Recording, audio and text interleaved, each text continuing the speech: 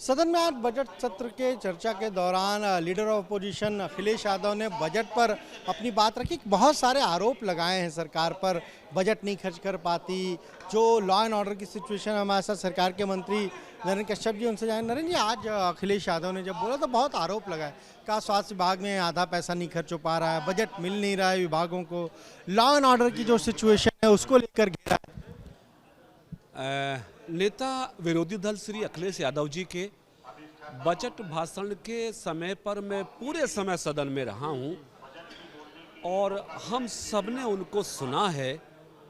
उनके भाषण में बड़ी निराशा थी, बड़ी हताशा थी, फ्रस्ट्रेशन था मेरे ख्याल से सरकार से दूर होने का, सत्ता से दूर होने का। और जो भी उनके भाषण में चीज़ें आई वो तर्क से, तथ्य से परे थी। उनका कोई आधार नहीं था। वो एक भी ऐसी चीज़ पर बात नहीं कर पाए, ऐसी भी कोई चीज़ नहीं कह पाए जो कि सरकार की नीति पे कोई सवाल खड़ा कर पाते। केवल श्री अखिलेश यादव जी ने एक सत्ता का विरोध करने के लिए, विरोध के लिए अपनी बातें कही हैं। अन्यथा यदि वो बजट को पढ़े होते तो उनको मालूम होता कि 6 करोड़ 90 लाख रुपए का उत्तर प्रदेश का पहला बजट है, जो सर्वाधिक धनराशि वाला बजट है। इस बजट में लेकर उद्योगपति से गांव के अंतिम व्यक्ति तक के विकास का पूरा खाका है। मैं अगर पिछड़े वर्ग की बात वो कर रहे थे, जाति जनगणना की बात वो कर रहे थे, लेकिन उन्होंने जाति जनगणना की बात उन्होंने की, लेकिन उन्होंने ओबीसी कल्याण के बजट को नहीं पढ़ा। उनको मालूम होना चाहिए था कि इसी बजट में पिछड़ा वर्ग कल्याण विभाग के लिए हमारी सरकार ने 527 करोड़ रुपए की वृद्धि की है, बच्चों की स्कॉलरशिप का प्रबंध किया है। और उनका जाति की जनगणना की बात करना, लाइन ऑर्डर पे बात करना, तथ्य के साथ कुछ थी नहीं बात। तो मैं कुल मिला के ये कहूँगा कि श्री अखिलेश यादव जी का सत्ता से हटने की निराशा थी।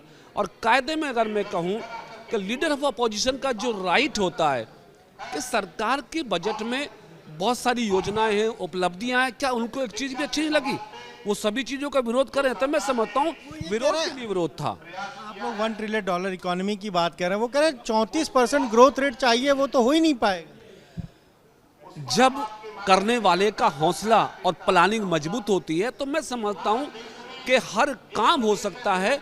और $1 ट्रिलियन इकोनॉमी बनाने का लक्ष्य जो माननीय मुख्यमंत्री जी ने निर्धारित किया है, प्रदेश और देश को इस बात का मालूम है कि 10 से 12 फरवरी के बीच जो ग्लोबल इन्वेस्टर समिट के माध्यम से लगभग 34 लाख करोड़ के MOU साइन हुए हैं, जिसका असर आने वाले 6 महीने के बाद दिखना शुरू हो जाएगा। जब धीरे धीरे हमारे प्रदेश में उद्योग बढ़ेगा, कृषि बढ़ेगी, नौकरियां बढ़ेंगी, कारोबार बढ़ेगा, तो इसमें कोई संदेह नहीं है कि आने वाले समय में हमारे देश की इकोनॉमी $1 ट्रिलियन होगी।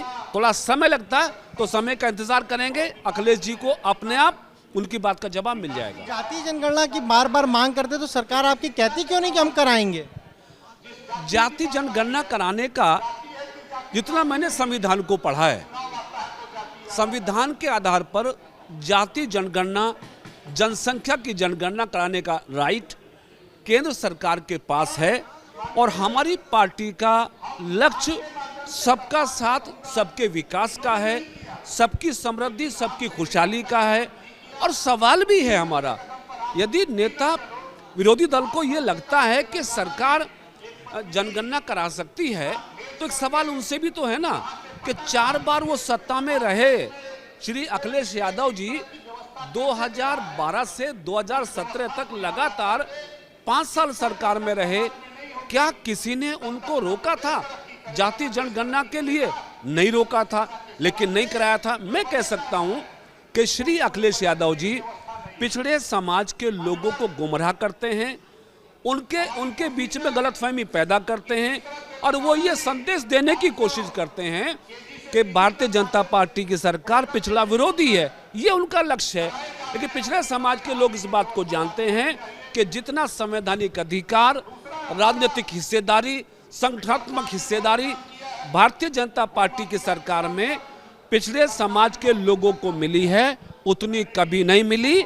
समाजवाद के नाम पे इन्होंने पार्टी बनाई चलाई जरूर है, लेकिन जब भी सत्ता में आते हैं पिछड़ों की बड़ी संख्या इनकी सरकार से दूर रहती है, संगठन से दूर रहती है। इसलिए श्री अखिलेश यादव जी के इस बयान पर उत्तर प्रदेश के पिछड़े समाज के लोग अब कोई नोटिस नहीं लेते हैं, उसको सीरियस नहीं लेते हैं। ये पिछड़ा वर्ग आयोग बना है जो स्थानीय निकाय के लिए, आप पिछड़ा वर्ग कल्याण मंत्री हैं, वो कब तक अपनी रिपोर्ट सबमिट कर देगा? स्थानीय निकाय के चुनाव कब होंगे यूपी?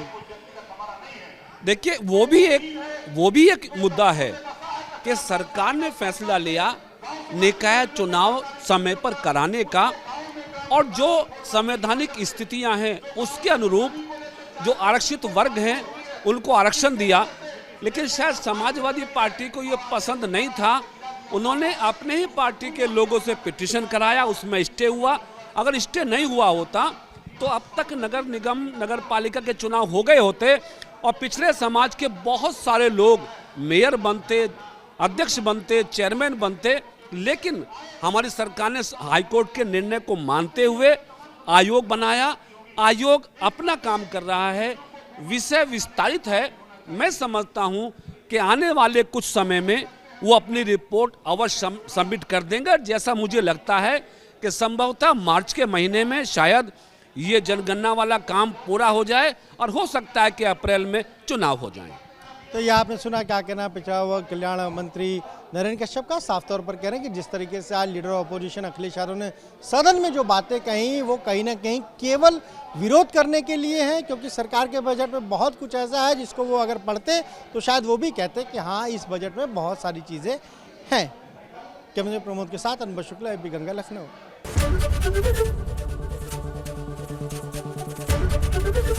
एबीपी गंगा, खबर आपकी, जुबान आपकी।